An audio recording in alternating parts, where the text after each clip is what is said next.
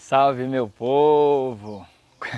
A situação está obrigando a gente a trabalhar de casa, né? A gente não pode perder o semestre. Vamos pensar que vamos tentar dar o melhor de si. A gente já bateu um papo ontem sobre como a gente vai resolver. Hoje eu estou conseguindo gravar esses vídeos já e a gente vai fazer então a live no horário da aula de cambiário hoje, tá? Vamos tentar. Eu vou tentar mandar os vídeos com um pouquinho mais de antecedência. Beleza? A gente estava falando nas últimas aulas sobre aqueles intervenientes necessários e facultativos, as pessoas que participam daquela relação cambial. Essas pessoas, os necessários vão ter que estar em todas, né? Aqueles carinhas que todas vão aparecer, sacador, sacado e beneficiário, enquanto os intervenientes facultativos são aqueles que podem ou não aparecer numa relação cambial.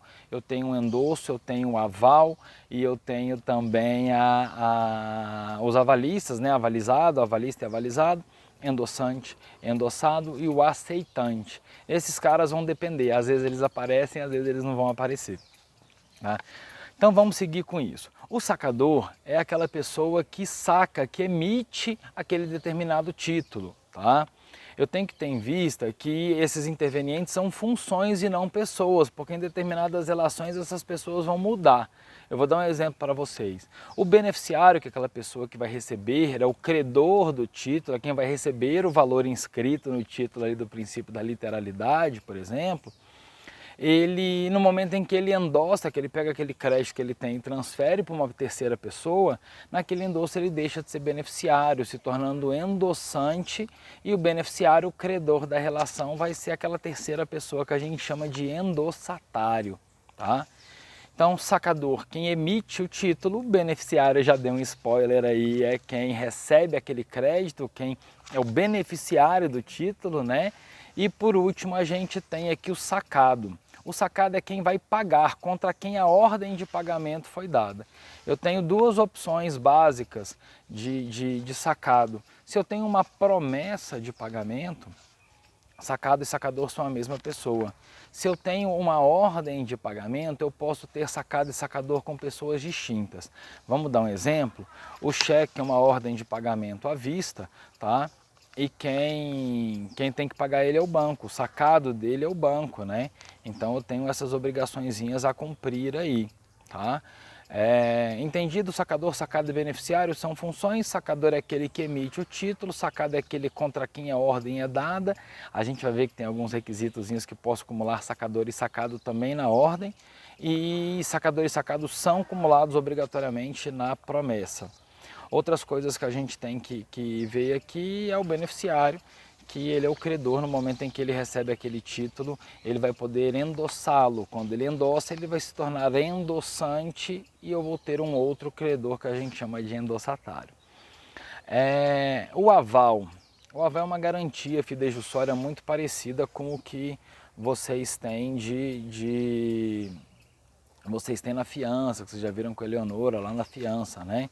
É uma garantia fidejussória, é uma pessoa que paga se aquele devedor principal não pagar. Então, como é que a gente faz com essa história desse aval? Tá? O avalista é quem dá o aval, quem garante a obrigação. O avalizado é aquele que é garantido na obrigação, tá?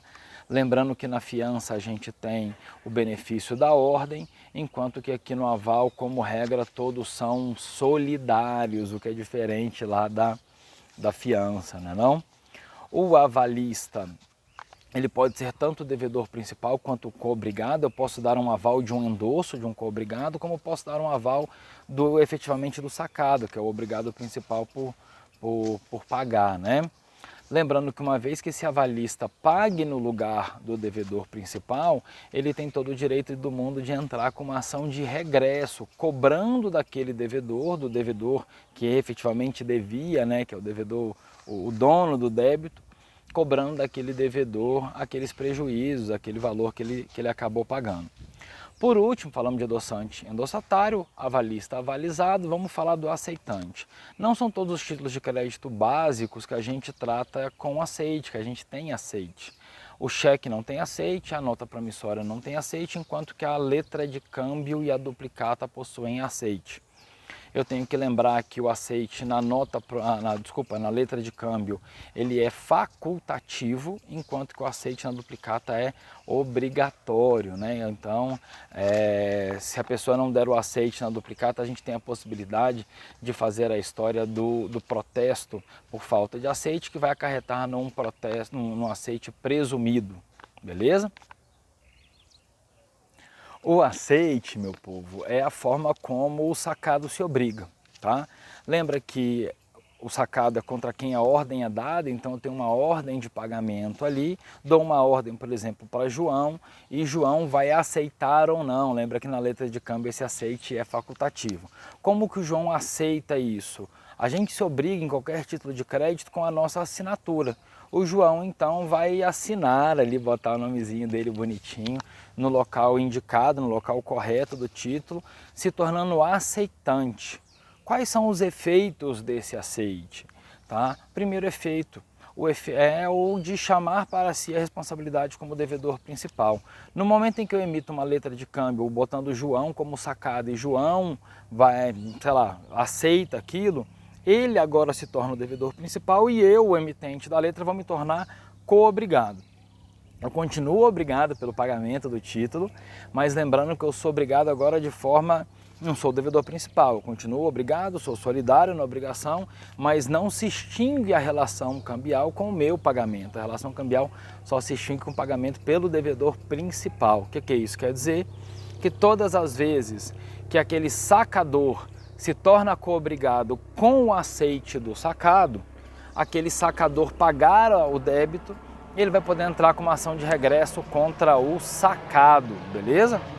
Vamos pensar também nos efeitos da recusa do aceite. Eu tenho um monte de efeitos interessantes na recusa do aceite também. A recusa do aceite, o sacado não se obrigará, permanecendo o sacador como devedor principal. Então, nessa relação entre eu e João aí, eu pedindo para o João pagar, se o João não aceita, eu continuo como devedor principal. Professor, e o João, como fica nessa história? Não fica, a gente só se obriga numa letra de câmbio, a gente só se obriga num título de crédito, quando a gente assina, quando a gente aceita. Se a gente não aceitou e não assinou, João não se obriga de forma nenhuma, tranquilo? A recusa do aceite me gera um outro efeito também, que é o vencimento antecipado do título. Uma vez, imagina a situação, a Maria é a beneficiária, João sacado e eu sacador. Emito, entrego para Maria e falo, Maria, vai buscar lá o João que o João vai te pagar. Chega lá no João, o João não aceita. A Maria vai ficar esperando o vencimento para me cobrar, fica muito frágil essa relação, não fica? Então, para a Maria não ficar esperando esse vencimento, eu tenho como efeito o vencimento antecipado do título.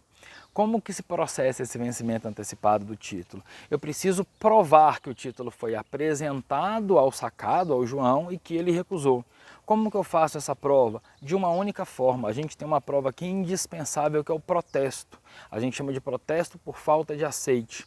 No momento em que eu levo aquele título não aceitado ao cartório de protestos, eu peço para o tabelião lavrar o protesto. O tabelião vai fazer uma cartinha, um papelzinho assim, vai mandar lá para a casa daquele sacado e vai falar, ô seu sacado, o senhor tem 3 dias para comparecer aqui no cartório e aceitar.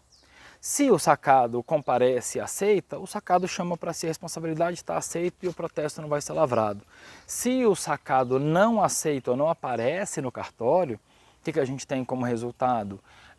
Um aceite, a comprovação do não aceite, né? A comprovação de que aquele aceite não foi feito, continua como devedor principal o sacador e no momento da lavratura daquele protesto eu vou ter o vencimento antecipado do débito. O débito que estava lá, sei lá, para 10 de junho, se eu lavro o aceite hoje, ele vai vencer hoje, né? Se eu lavro o aceite, não, se eu lavro o protesto hoje, então se o protesto é lavrado hoje, vai vencer hoje. Eu vou antecipar aquele vencimento justamente para aquela beneficiária Maria lá que a gente estava falando, não ficar aguardando e ter o risco de ter um prejuízo.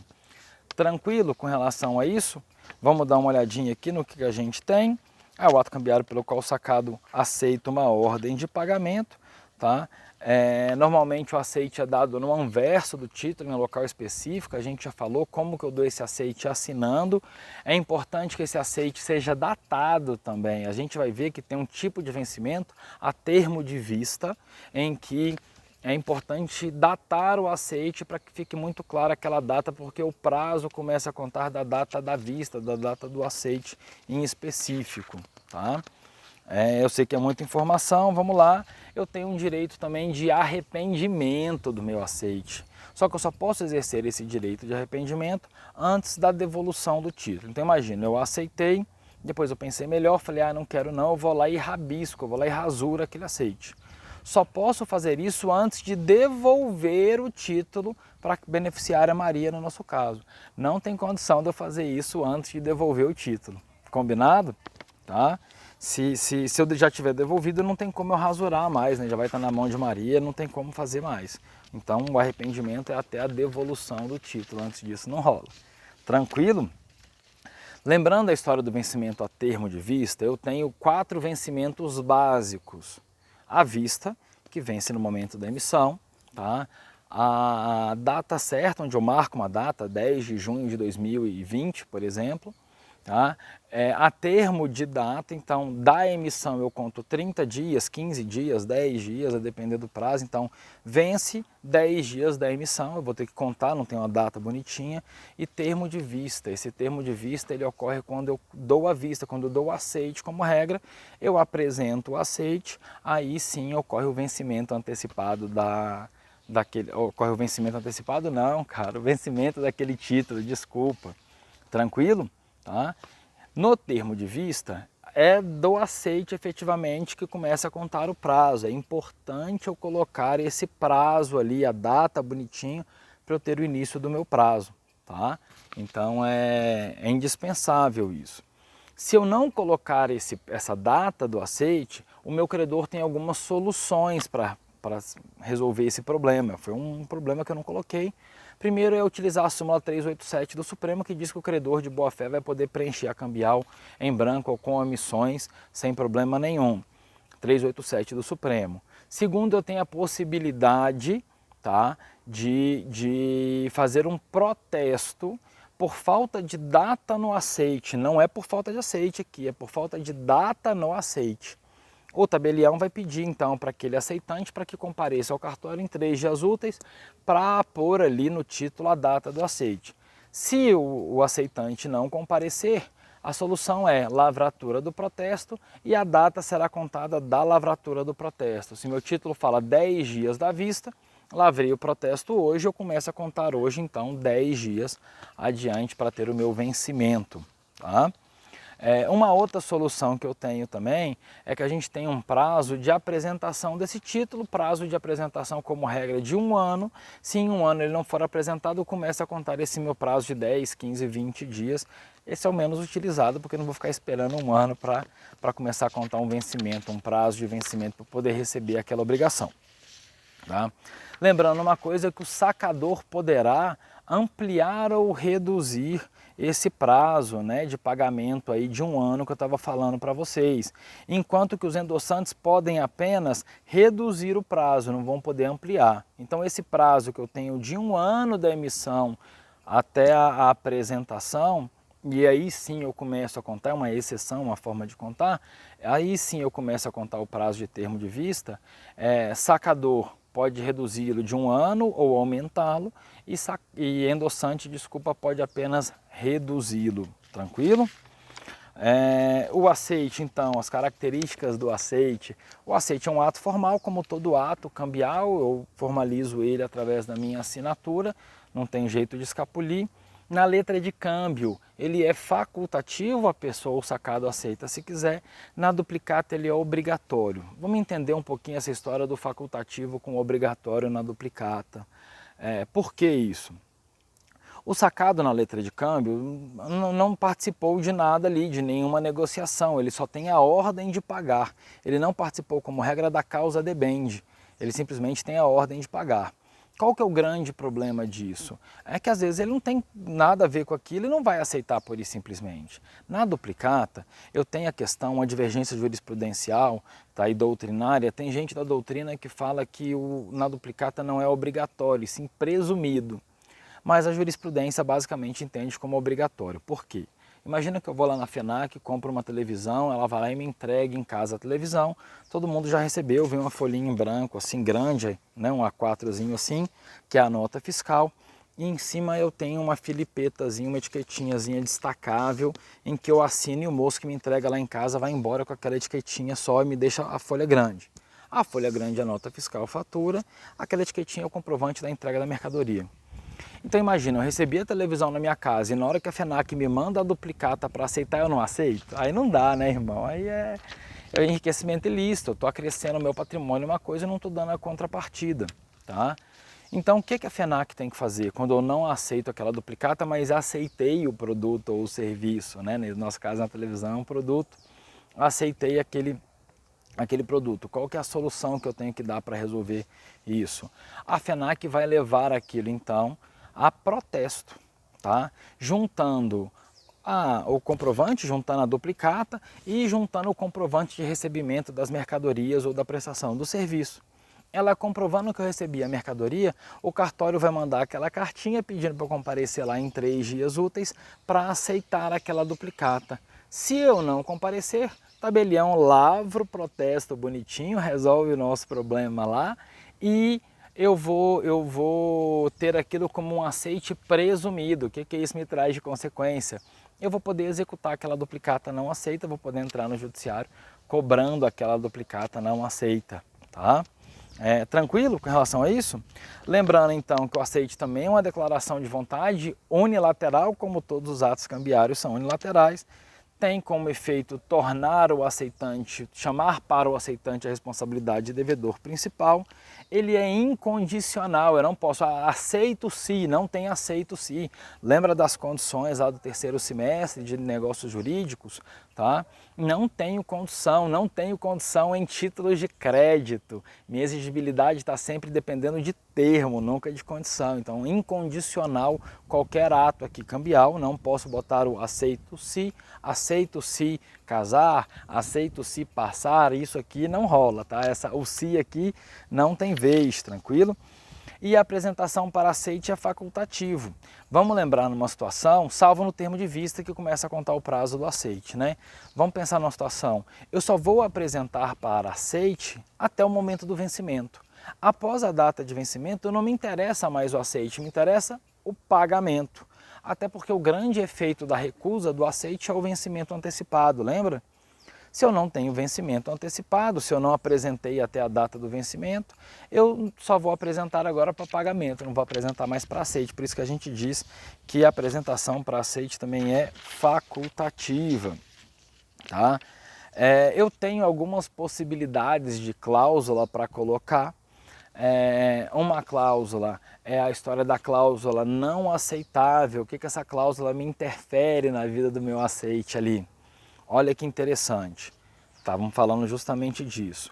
Assim que eu recebo a letra de câmbio, por exemplo, eu vou levá-la para aceite. Eu não vou ficar esperando ela lá na minha casa, vou levar ela para aceite. Se a pessoa não aceitar, eu protesto e ocorre o vencimento antecipado. E se eu colocar uma cláusulazinha dizendo que a pessoa só poderá apresentar para aceite no dia do vencimento? O que eu viso proteger com essa cláusula?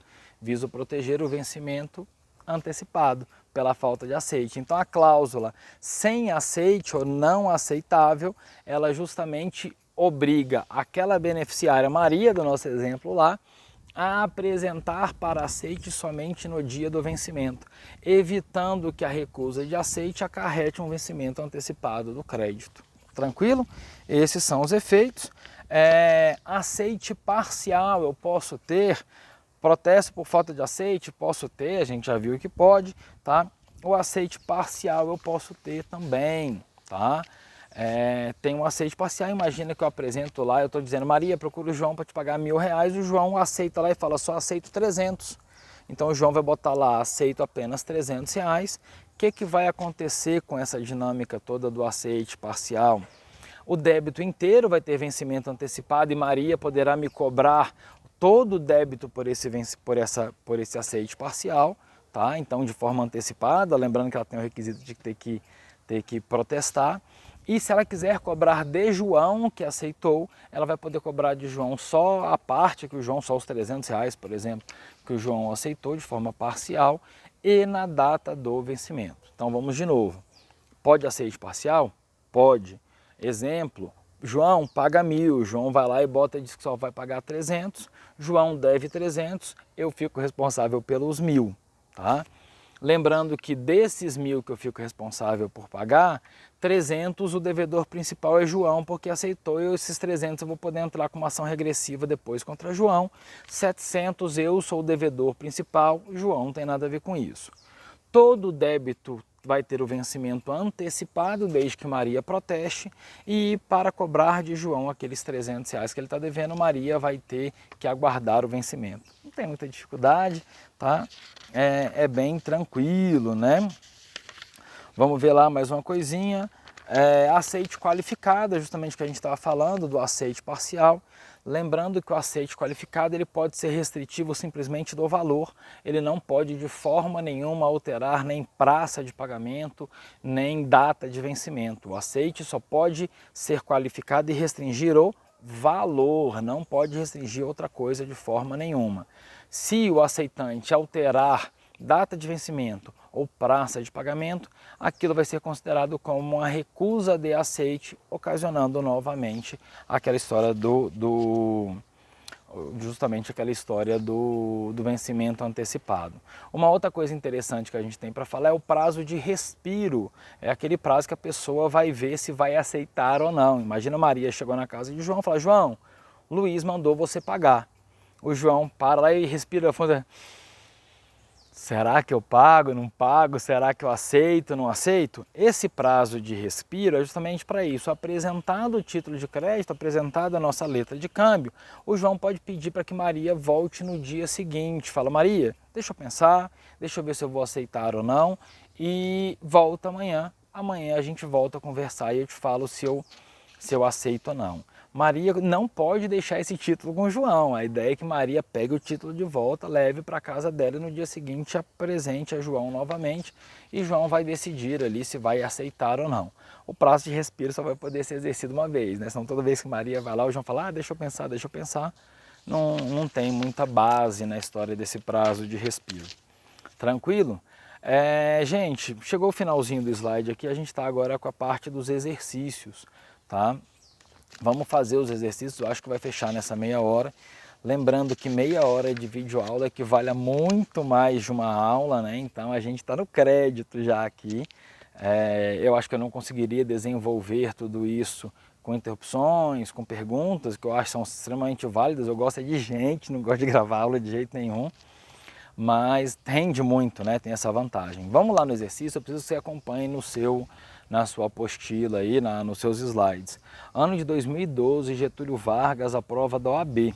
Com relação ao Instituto do Aceite dos títulos de crédito, assinale a correta. A duplicata não pode ser aceita sem qualquer fundamentação pelo sacado. Neste caso, ele não será responsável pelo pagamento do título. Gente, como regra, a duplicata não pode ser aceita sem fundamentação mesmo. A gente vai ver que na duplicata a gente tem a possibilidade de fazer uma recusa de aceite motivada. E uma vez que eu faço essa recusa de aceite motivada, eu tenho alguns benefícios. Não é simplesmente não vou aceitar e ponto final.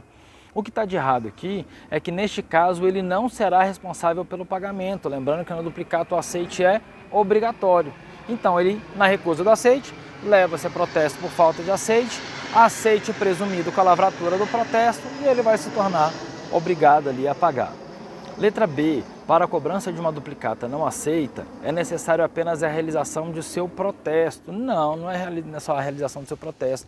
É necessário também comprovar a entrega da mercadoria ou da prestação do serviço. Está incompleta, está errada. O aceite de cheque é a condição essencial para que o beneficiário possa executar o sacado.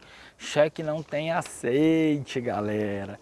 Os títulos dos 4 básicos, 2 eu tenho aceite, 2 eu não tenho aceite. Letra de câmbio e duplicata tem aceite. Cheque nota promissória não tem aceite, beleza? E D é o nosso gabarito, não tem mais opção, né? O aceite de uma letra de câmbio torna o sacado devedor direto do título. O aceite, um dos efeitos do aceite é chamar para o aceitante, tá? O sacado aceitante, a responsabilidade como devedor principal do título, beleza? Vamos para a próxima, meu povo bonito. 2016, IESES, é a prova de cartório, titular de serviço de notas e registros, remoção. Essa não dá para a gente fazer. Eu queria poder fazer, né? Remoção só pode fazer quem já é tabelião, quem já é registrário. Então, registrador ali, então não vou poder, tá? O pagamento de uma letra de câmbio. Depende do aceite, pode ser garantido por aval. Pagamento de uma letra de câmbio depende de aceite? Não, não depende. Lembra que na letra de câmbio o aceite é facultativo? Então, uma vez que o aceite é facultativo, ela não depende. Eu vou poder cobrar do sacador que se mantém como devedor principal. Pode ser garantido por aval? Pode, sem problema nenhum, tá? Independente do aceite e do endosso, não havendo possibilidade de poder ser garantido por aval. Tá? Independente de aceite de endosso, perfeito. Tá? Não havendo possibilidade de poder ser garantido por aval, pode ser garantido por aval sem problema nenhum, o erro está aí. C, independente do aceite ou do endosso, é o nosso gabarito, a letra C, então não interessa aceite ou endosso, pode ou não ter, e pode ser garantido por aval, já tinha respondido, mole. D, dependente do aceite, não precisa, né? O aceite é facultativo na nossa letra de câmbio e pode ser garantido por fiança. A ECA nem tem isso aqui, não tem fiança. Falou que tem fiança em título de crédito, nós vamos brigar, velho. Não tem fiança em título de crédito, tranquilo? Vamos para o nosso último exercício, TJ da Bahia de 2019, tá acabando. Prova para juiz substituto. João era sacado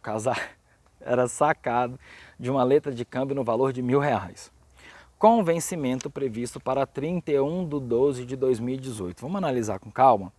João, se era o sacado de uma letra de câmbio, então ele vai aceitar ou não. O valor é de R$1.000, o vencimento é a data certa, 31/12 de 2018.